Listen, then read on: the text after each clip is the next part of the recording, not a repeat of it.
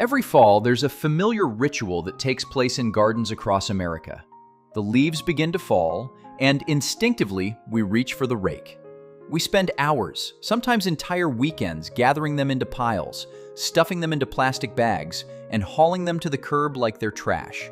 We do it because we've been taught that a beautiful garden is a clean, tidy garden, that fallen leaves are a mess to be removed. But the truth is, that very act of cleaning up is silently destroying your garden. Today, I'm going to show you why raking your leaves is one of the biggest mistakes in gardening, and why stopping it is the best thing you can do for your soil, your plants, and even your own peace of mind. Reason 1. Fallen leaves are not trash. They are food for your soil. In a forest, no one rakes the leaves. No one bags them up and hauls them away. Yet, year after year, the forest floor becomes richer and more fertile. That's because of the fallen leaves. As they decompose, they return every nutrient that the trees pulled from the earth during the growing season. It's like a natural savings account, paying back both principal and interest to the soil.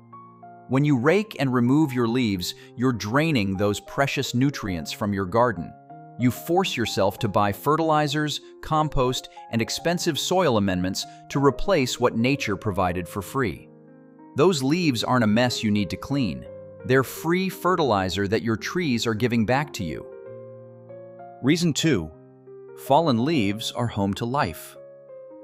Beneath that cool, moist layer of leaves is an entire living world. Moths, beetles, native bees, and countless other beneficial insects rely on the leaf litter to shelter through the winter. In particular, the fireflies we all love, those magical creatures that light up summer nights, spend up to 95% of their life cycle in the leaf layer. When you rake and strip away the leaves, you're not just removing clutter, you're destroying the homes of pollinators and beneficial creatures that guard your garden. These tiny visitors are your silent army, helping to control pests and pollinate your plants come spring. Reason 3. Bare soil is dead soil. The layer of fallen leaves also acts as a protective blanket for the earth. It holds in moisture, prevents erosion, and suppresses weeds by blocking sunlight. When you rake that layer away, you expose bare, naked soil. And bare soil is an invitation. It invites weeds to move in. It lets precious moisture evaporate. It allows winter rains to wash away your valuable topsoil. That's why, in nature, you will never find bare soil. Nature always seeks to cover its surface with something. Our job is simply to listen and follow its lead. What you should do instead? Let the leaves do the work for you. So, what should we do with fallen leaves? The answer is, let them do their job. If you have a lawn, don't rake the leaves away. Just run your lawnmower over them a few times. The blades will shred the leaves into tiny pieces, which will quickly decompose and return their nutrients straight into your lawn. For your flower beds and vegetable patches, gather the fallen leaves and spread them in a thick layer, about 3 to 4 inches deep over the soil.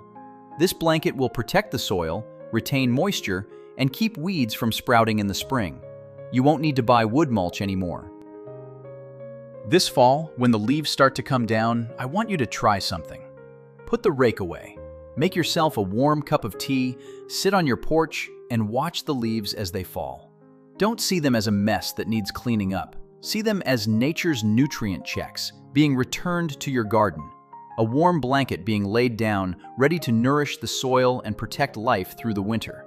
Gardening isn't always about doing more work. Sometimes, gardening is simply about knowing when to step aside and let nature do its job. Thank you for watching, and I'll see you in the next video.